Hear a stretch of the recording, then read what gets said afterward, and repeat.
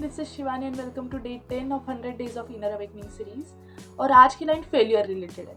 The willingness to accept your own flaws and mistakes so that they may be improved upon.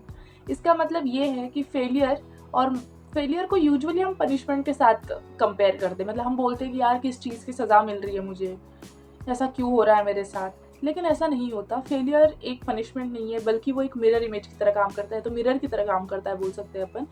मतलब कि जहाँ पे सब कुछ सही चल रहा होता है, जब सब कुछ ठीक चल रहा होता है ना, उस टाइम पे हम हमारी गलतियों को इग्नोर करते हैं। मतलब हमको समझ में भी नहीं आता कि ये हमारी गलती है और ये आगे जाके चीज़ें खराब कर सकती है।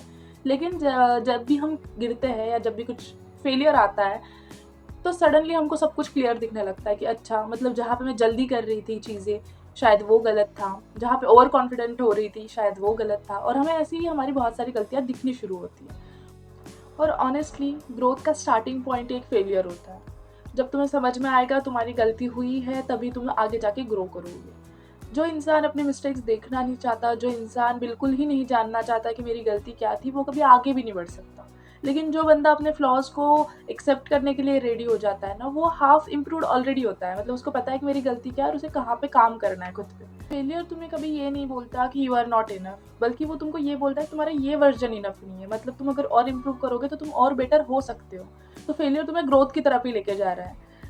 आप कुकिंग का एग्जाम्पल ले लो कि जब भी हम फर्स्ट टाइम खाना बनाना सीखते हैं, उस टाइम पे कभी खाना परफेक्ट नहीं बनता, कभी नमक कम होगा, कभी ज़्यादा होगा और ऐसी ही बहुत सारी चीज़ें।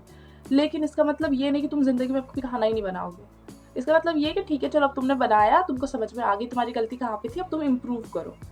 और यही लाइफ के साथ होता है। लाइफ में कभी भी हमारी कुछ भी गलतियाँ होती है तो उनको इम्प्रूव करके आगे बढ़ना चाहिए, बल्कि ये नहीं कि अब मैं ये काम कर ही नहीं सकता कभी, ये बोल के छोड़ना नहीं चाहिए। फेलियर को कभी भी इंसल्ट मत समझो, वो एक फीडबैक की तरह काम करता है। मतलब अगर आपने कुछ ट्राई करना शुरू कर दिया और उसमें आपको फेलियर आता है, आप फेल हो जाते हो उसमें, तो इसका मतलब ये नहीं कि वो काम आपने अभी कभी करना ही नहीं चाहिए। इसका मतलब ये कि जो भी गलतियाँ आपकी अभी हुई है वो आपको इम्प्रूव करनी चाहिए और वो मिस्टेक्स फिर से नहीं करनी है आपको। और आपकी कोई इंसल्ट विंसल्ट नहीं हुई है, आप फेल हो गए, कोई बात नहीं, अब नया कुछ तो ट्राई करो, नई स्ट्रैटेजी लगाओ, वो काम बन ही जाना है। सो नेक्स्ट टाइम जब भी तुम कभी फेल हो तो ये खुद को जज मत करना, बल्कि अपने मिस्टेक्स को एनालाइज करना और उन चीज़ों को ठीक करने की कोशिश करना।